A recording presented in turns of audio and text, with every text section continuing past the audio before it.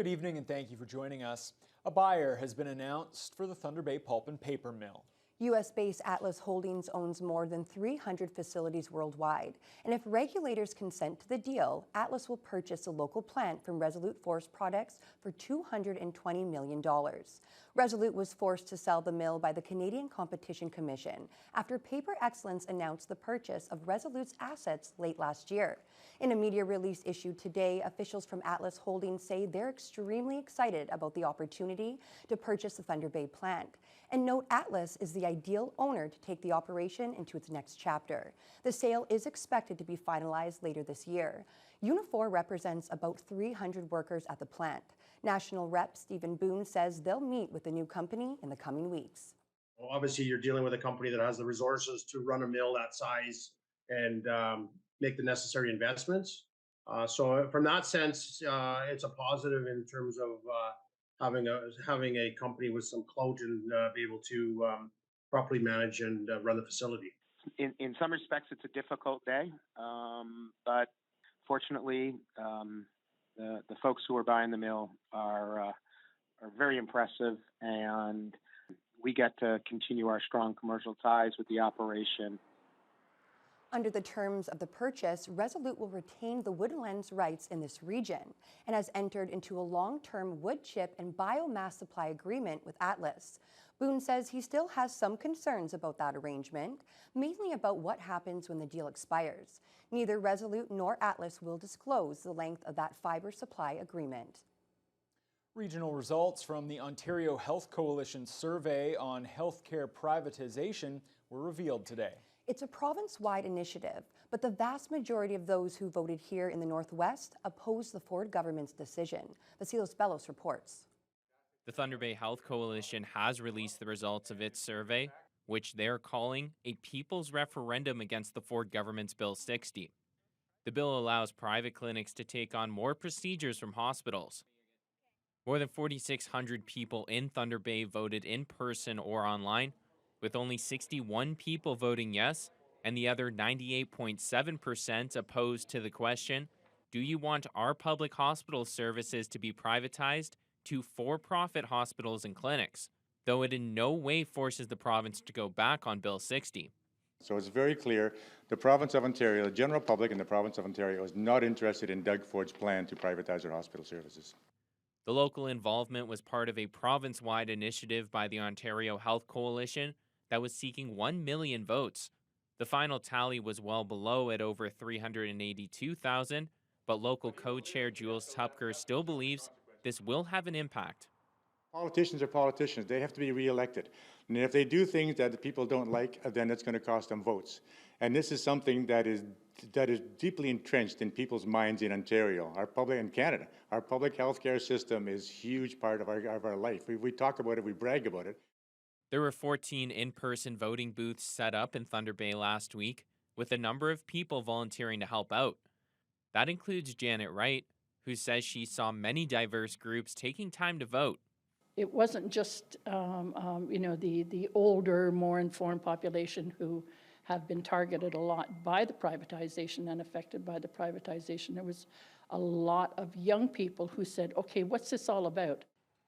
There were also more than 2,000 votes cast in person at polling stations in 10 other towns and cities in the Northwest, with over 99% voting no to private hospital services.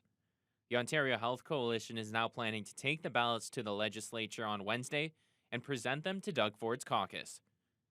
Vasilos Bellos, TBT News. A large forest fire near the town of White River continues to grow and has forced the closure of one of the highways in that area. The Ministry of Natural Resources and Forestry released this photo today of Wawa Fire 3, which is now more than 3,900 hectares in size. It's burning in a northeasterly direction, fortunately moving away from White River and Highway 17. However, the big blaze prompted the OPP to close Highway 631 between Hornpain and White River last night, and it remains closed today. The ministry has 2 ground crews and aerial suppression equipment fighting the blaze. The other highway going north, 631, I believe that is currently closed due to visibility issues from smoke.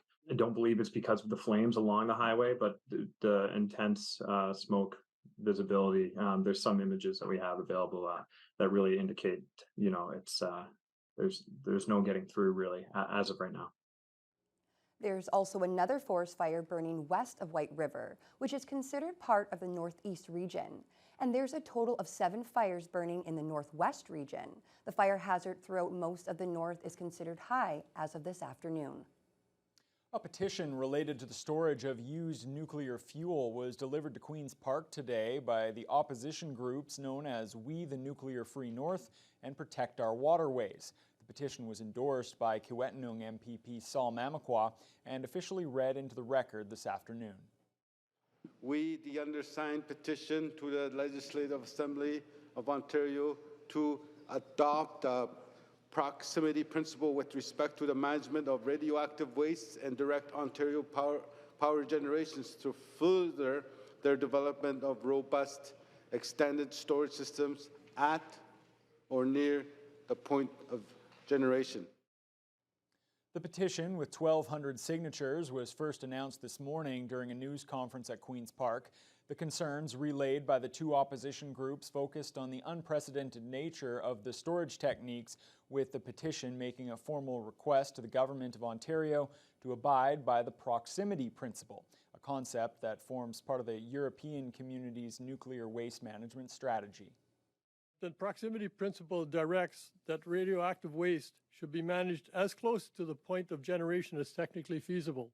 The fact is that there's very little information about the amount of radiation that will be escaping from not only the DGR itself, from the transportation of the fuel, but also in the repackaging facility.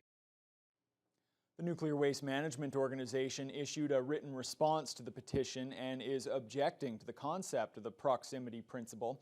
The agency says arbitrarily siting a waste facility near an existing nuclear plant would mean nearby municipalities and First Nations would have no input on the location, which the NWMO says just isn't right. The agency is expected to announce a preferred location for the deep nuclear repository next year, between a site near Ignace and one near Lake Huron. The Thunder Bay Airport is celebrating a big recovery in 2022 after the pandemic left many uncertainties to start the year. That was the focus of the airport's annual general meeting today, where board members and officials heard some of last year's highlights. They included securing some more convenient flights out of the airport, such as easier access out west, as well as direct flights to Ottawa. 2022 also saw airport traffic rise to 80% of pre-pandemic levels after starting last year at just over 30%. Board Chair Gary Woodbeck says a lot of this was a result of the important work from the staff, who were able to be kept on because of federal funding. That was a big plus for us, having the right people, even during the low time, to be able now to stay through the better times. People are traveling again. The flight schedules are very good out of Thunder Bay. The airlines have been able to gear up, and it ended up with a very good year. A Broadway favorite will hit the Thunder Bay Community Auditorium stage this week. Into the Woods, produced by All the Days Productions, will feature more than 40 local actors. Something good to make her strong. And where might your grandmother live? Just a quarter of a league further into the woods. Into the Woods follows a baker and his wife who are unable to have a child due to a witch's curse. They venture into the forest to find the ingredients to reverse the spell and meet a number of classic fairy tale characters along the way, including Little Red Riding Hood, Cinderella, and Rapunzel. There are 3 showings, tomorrow night at 7:30, Thursday morning at 10, and Thursday night at 7:30. Actor Jordan Humanick says they've been working on the show since February, and she's excited to finally present it to local audiences. This is kind of different from every other show we've done because we're working with a bunch of new, older mentors who we've never had the opportunity to work with before. So I'm really excited to show everybody how we work well together. It's been an intense play. This is a huge Broadway show, so it is a long production to piece together, lots of layers. I've brought together 35 community members along with my youth group. So it has been exciting, it has been exhausting, it has been creative, and it's kind of magical now that we're here. Tickets for Into the Woods are available at tbca.com. The Thunder Bay 55 Plus Center is bringing back its popular mixed slow pitch league for another season. A registration event was held recently at the Ball Diamond behind the facility, and they're still looking for more players aged 55 plus for the games starting up this Thursday. Jonathan Wilson has the story. So today is just a practice. We're hoping to recruit some new players and just evaluate the teams and get it all started. Lily Zena is a senior program specialist for the 55 Plus Center on River Street, and she's excited to organize another season of the Mixed Slow Pitch League for seniors. I think the best thing about this program is that it's non-competitive. So it's just a recreational league for older adults to play and have a good time in the summer months. Well, you know, there's a lot of ball players that are looking for a place to play, a safe place to play, where it's just fun, very little competition. Doesn't matter if you played 40 years ago or you played last year. Everyone's welcome. We don't keep score. We don't keep standings. It's all about fun and the social aspect of playing ball. League organizer Bud Knopf says they've modified the rules to avoid injuries with special equipment on the field to make the game safer for players of all ages. We've had 80-year-olds play, and we've had younger people play, but everybody helps each other. Like some ball players have more experience. Yeah, we've definitely had some older players, and they're all great, and they know their limits, which is great. We have runners available if they can't run, so definitely very inclusive and positive atmosphere here. We always congratulate everyone on a good play, a good hit, and we have lots of laughs. The league has 40 players registered so far, which is enough for 3 teams. They're hoping to find another dozen players or more, as it's a lot easier to schedule games every Tuesday and Thursday with 4 teams. Well, we'd like to have an even number, 4 teams. We had that last year, and just makes everything smoother. But we'll go with 3 teams and see if we get more people coming out.